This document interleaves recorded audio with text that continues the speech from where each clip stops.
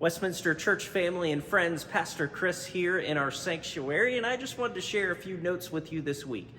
One is about our reverse offering and a few stories that we've heard there recently, and the second is about our sermon this Sunday that I don't think you'll want to miss, and that might even be partly because I'm not giving it, but I'll share more about that in just a minute. As we've been walking through the stewardship season in the life of the church, this past Sunday we simply asked the question, well, what is stewardship and what does it look like for me as a Christian to be a good steward? Being a steward means that we take care of things, and being a good steward in the life of faith means that we take care of the good gifts of God in our lives. We believe all good things come from God, whether that's our time that we are able to spend with others and in community, or even by ourselves restoratively, whether that's our talents and our abilities, our gifts, the things that we're able to share in the life of the community, a sense of welcome potentially, a sense of talents that you may have. Also, our treasure, the finances that we seek to give to support the life of the church, but also the mission of God's church in the world. Which brings me to our reverse offering. Of course, we were able to give out a reverse offering to each household in worship at the beginning of September, and the envelopes that we gave had $50. That $50 came from a surplus from the 2020 budget, which is thanks to your sustained giving throughout the year, even in a difficult year of pandemic. Our reverse offering it came with the request that you send in stories to the church, and I want to share two brief ones with you today. The first comes from the Hoffman family, and Rachel, one of our youth, took their money and was able to buy 2 coats and mittens for students at Prescott Elementary, a school in LPS that is just around the corner from the church and is also the school that Rachel attended.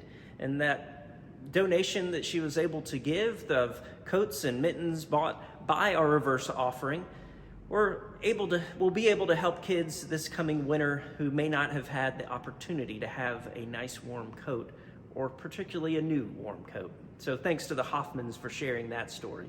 The Sproods shared that they pooled and ended up with $100 and were able to share that with John Ruach, who's a member of our church.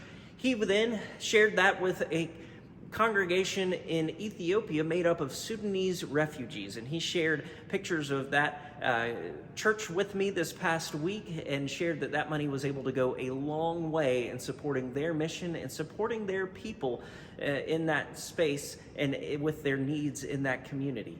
So not only is our reverse offering going to direct aid to people here in the U.S. and in our community in Lincoln, it's also going to organizations, and it's going worldwide to help people throughout God's creation. This Sunday, we have several things in the life of worship that I think are really meaningful. The first is that it is All Saints Sunday, so we'll remember and celebrate the lives of those who died in the past year from our Westminster Church family. We'll give thanks for all that was good and recognize their part in the great cloud of witnesses that helps us and the church in general to thrive in this world. It's also Reformation Sunday, so we'll have some particular liturgy. Those are the words we say in worship. Liturgy that helps us to look back and to recognize the good of the Reformation through our confessions and the different ways that we have been a church reformed and always reforming. Our call is to continue to change so that we can be impactful in the world in the name and to share the love of Jesus Christ. Lastly, our sermon. I gave you a brief preview that I'm not doing it. We have 4 members who are going to be sharing our sermon in this stewardship series, simply answering the question, why Westminster? Why is this the church that I prefer to root my life of faith in, my life of questions and doubts and education and nurture? Why is this the place that I seek to live out and walk alongside those moments that are the most joyful in life and those moments that are the most challenging? And that's what we seek to do in Christian community. Walk alongside no matter what may come in this life. The 4 folks that I want to say thank you to who will be preaching are Maribel Avery, Rob Baltensperger, Rob Ott, and Rachel Hoffman. So thanks to those folks, and I think it'll be a sermon that if you're comfortable joining us in person, you will not want to miss, And if you're watching online virtually on our YouTube videos of worship, that will appear next Sunday on the 7th of November. In our in-person service on the 7th and in the coming weeks, you are invited to make a pledge for 2022 as part of our response of stewardship season.